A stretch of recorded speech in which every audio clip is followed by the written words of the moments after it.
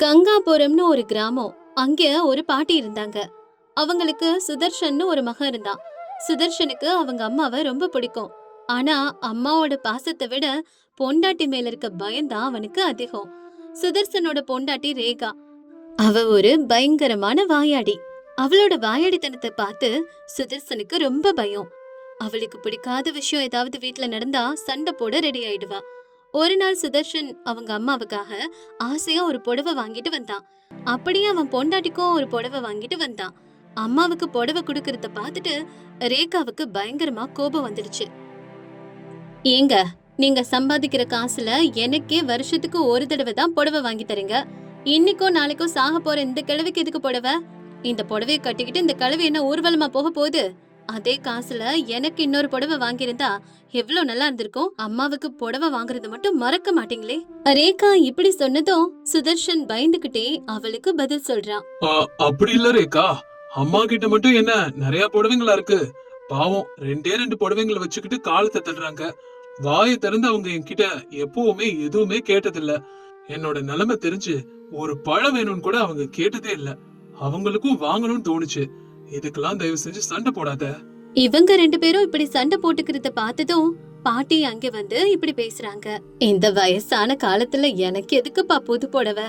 அந்த புடவைய மருமகளுக்கே கொடுத்திருந்தா சரியா போயிருக்கும்ல.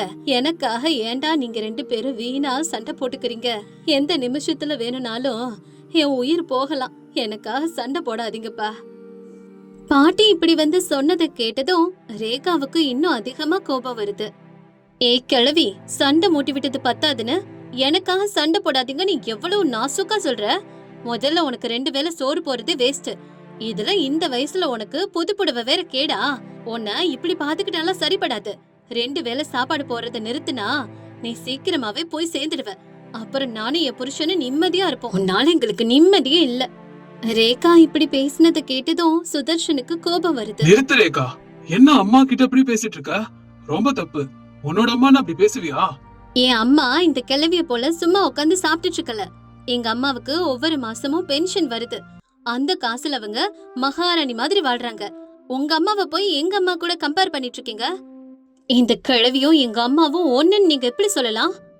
ரேகா, நீ பேசுறது அம்மாவை கஷ்டப்படுத்தும். என்னங்க, உங்களுக்கு மட்டும்தான் அம்மா இருக்காங்களா? இப்பவே உங்க 2 பேரோட கதையும் முடிக்கிறேன். இப்ப கேக்குறேன், சொல்லுங்க. உங்களுக்கு அம்மா வேணுமா இல்ல நான் வேணுமா? எனக்கு ஒரு நிமிஷத்துல பதில் சொல்லனா நீங்களும் இந்த வீட்டை விட்டு வெளியே போயிடுங்க. இல்லைனா நீங்க 2 பேரும் ஒன்னா இருங்க. நானே என் பிறந்த வீட்டுக்கு போயிடுறேன். இத கேட்டு சுதர்ஷன் ரொம்ப பயந்து போயிடுறான். வேண்டாம் ரேகா, அப்படி மட்டும் ஒரு காரியத்தை நீ பண்ணிடாத. அம்மா, உனக்கே தெரியும் எனக்கு அவளை எவ்வளவு பிடிக்கும்னு. ஆனா இந்த துப்பு இல்லாத மகனால உனக்கு எந்த உதவியும் செய்ய முடியல. தயவு செஞ்சு இந்த வீட்டை விட்டு போயிடுமா. என்னம்மா இன்னும் அப்படியே பாத்துட்டு நிக்கிற? புரிஞ்சுக்கிட்டு கிளம்பிடுமா. அப்படியே செய்யற மகனே. ஆனா நீங்க 2 பேரும் எந்த சண்டையும் போட்டுக்காதீங்க. நான் இப்பவே வீட்டை விட்டு போயிடுறப்பா. அப்படி சொன்ன பாட்டி அவங்களோட துணிகளை மட்டும் எடுத்துக்கிட்டு வீட்டை விட்டு வெளியே போறாங்க. அந்த ஊர் ஜனங்க எல்லாரும் பாட்டிய வீட்டை விட்டு துரத்துனத பாக்குறாங்க. ஐயோ, பாத்தீங்களா அந்த பாட்டியை எப்படி வீட்டை விட்டு துரத்திட்டாங்கன்னு? பாவம், இந்த வயசான காலத்துல இவங்களுக்கு இப்படி ஒரு கஷ்டம் வந்துருச்சு. இப்படிப்பட்ட மருமக யாருக்குமே இருக்க கூடாது. வயசான பாட்டின்னு கூட பாக்காம பாவம் வீட்டை விட்டு துரத்திட்டா இப்ப அந்த கிழவி எங்க போகும்? பாவமா இருக்குப்பா. அப்ப ஊர் பெரியவர் பாட்டி கிட்ட வந்து இப்படி சொல்றாரு. இங்க பாரு பாட்டி, நடக்கிறதெல்லாம் ஊருக்காரங்க பாத்துக்கிட்டு தான் இருக்கோம். ஆசாசையா மருமகளை கூட்டிட்டு வந்த அவ உனக்கே கடைசியில கொல்லி வச்சுட்டா. என்னையா பண்றது? இப்படிலாம் நடக்கும்னு நம்மளுக்கு முதல்ல தெரியுமா என்ன? சரி, இதான் என் தலைவிதின்னு நினைச்சு இப்படியே வாழ்ந்துட வேண்டியதுதான். நான் வீட்டுல இருந்து போனதுக்கு அப்புறமாச்சும் 2 பேரும் சந்தோஷமா இருக்கட்டும். அது சரி, நீ இப்ப எங்க போவ? இவ்வளவு பெரிய உலகத்துல இந்த கிழவி வாழ்றதுக்கு கொஞ்சம் இடம் கிடைக்காமலா போயிட ஐயா. எந்த வழியும் இல்லைன்னா அந்த கோதாவரி ஆறுதான் எனக்கு தஞ்சம் நினைச்சுப்பேன். அப்படியெல்லாம் பேசாத பாட்டி. இந்த ஊர் கோடியில என் வயல் பக்கத்துல ஒரு சின்ன குடிசை இருக்கு. உனக்கு எந்த ஆட்சேபனையும் இல்லைன்னா நீ அங்கே தங்கிக்க. உனக்கு தேவையான வசதி எல்லாம் அந்த குடிலே இருக்கும், சரியா? ஐயா, நீங்களே எனக்கு உதவி செய்யறேன்னு சொல்லும் போது நான் ஏன் வேணான்னு சொல்ல போறேன்? அதுக்கப்புறம் அந்த ஊர் தலைவர் பாட்டிய கூட்டிட்டு அந்த குடிலுக்கு போறாரு. இதோ பாரு பாட்டி, இதுதான் நீ தங்க வேண்டிய இடம். எப்படி இருக்கு? இங்க இருக்கிற மாமரமும் பக்கத்துல இருக்கிற இந்த குளமும் பாக்குறதுக்கு ரொம்ப அழகாவும் அமைதியாவும் இருக்கு ஐயா. மனுஷங்களுக்கு நடுவுல வாழ்றதை விட இங்க இருக்கிறதே நல்லதுன்னு தோணுது. சரி பாட்டி, நான் அன்னைக்கு உனக்கு சாப்பாடு கொடுத்துடுறேன். நாளையில இருந்து உன் சாப்பாட்டுக்கு நீயே தேவையான ஏற்பாடுகளை செஞ்சுக்க. இது வரைக்கும் நீங்க செஞ்ச உதவியே போதும் ஐயா. இனிமேல் அதையெல்லாம் நானே பாத்துக்கிறேன். ரொம்ப நன்றிங்க ஐயா. இருட்ட போது நீங்க கிளம்புங்க. அதுக்கப்புறம் ஊர் தலைவர் அங்கிருந்து கிளம்பிடுறாரு. ஊர் தலைவர் கொடுத்து விட்ட சாப்பாட சாப்பிட்டுட்டு அன்னைக்கு ராத்திரி பாட்டி ஓய்வெடுக்கிறாங்க. அடுத்த நாள் காலை ஆகுது. இன்னைக்கு சாப்பாட்டுக்கு என்ன பண்றது, என்ன நம்மனால சமைக்க முடியும் பாப்போம் அப்படி நினைச்ச பாட்டி சுத்தி முத்திலும் தேடி பாக்குறாங்க. அப்ப குளத்தை பார்த்தோன்னு அவங்களுக்கு ஒரு யோசனை வருது. அட, இந்த குளத்துல மீனுங்க கூட இருக்கே. இன்னைக்கு இதுதான் என் சாப்பாடு. எப்படியாவது 2 மீனுகளை பிடிக்கணும் அப்படின்னு நினைச்சிட்டு குளத்துல இருந்து 2 மீனை பிடிச்சிட்டு வராங்க. மீன் குழம்புக்கு புளி வேணுமே. புளி இங்க கிடைக்காதே. என்ன பண்றது யோசிக்கணும். அப்ப பக்கத்துல இருந்த மாமரத்தை பாக்குறாங்க. ஆஹா, ஒரு யோசனை. இப்ப இந்த மாங்காய கொண்டு போய் மீன் குழம்புல போட்டா நல்ல புளிப்பான மாங்காய் மீன் குழம்பு ரெடி ஆயிடும். சரி, அப்படியே பண்ணுவோம். அப்படியே மாங்காய்களை பறிச்சு மீன் குழம்பு சமைக்கிறாங்க. அந்த சாப்பாட்டை சாப்பிட்டுக்கிட்டே இப்படி பேசுறாங்க. அட, மீன் குழம்பு பிரமாதமா வந்திருக்கு. இனிமே தினமும் இப்படியே சமைச்சு சாப்பிட வேண்டியதுதான். இனி என் சாப்பாட்டுக்கு எந்த குறையும் இல்ல. கடவுளே ஒரு வழிய காட்டிட்டான். பாட்டி இப்படி சாப்பிட்டுட்டு இருக்கும் போது அங்க 2 பசங்க வந்து நிக்கிறத பாக்குறாங்க. டே பசங்களா, யார் நீங்க? உங்களுக்கு இங்க என்ன வேலை? எங்க இருந்துடா வரீங்க? சொல்லுங்க.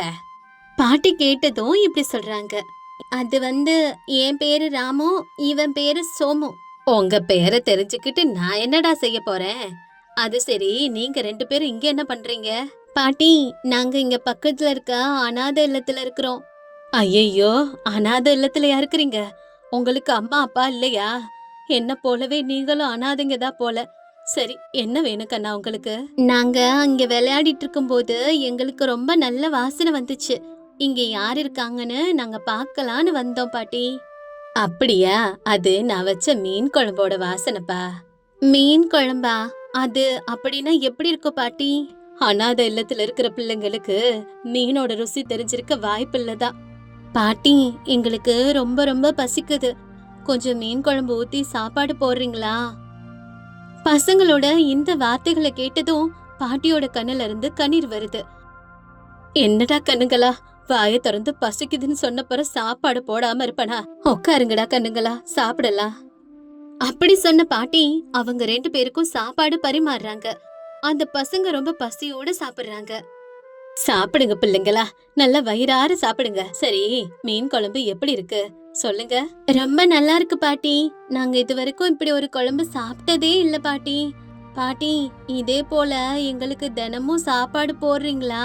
அதுக்கு என்ன கண்ணுங்களா, இனிமே உங்களுக்கும் தினமும் சேர்த்து சமைக்கிறேன், சரியா? ஆனா ராமு, நம்ம 2 பேரும் தினமும் இப்படி சாப்பாடு சாப்பிடுவோம்டா. ஆனா நம்ம இல்லத்துல இருக்க மத்த பிள்ளைங்க ரொம்ப பாவம் இல்லையா?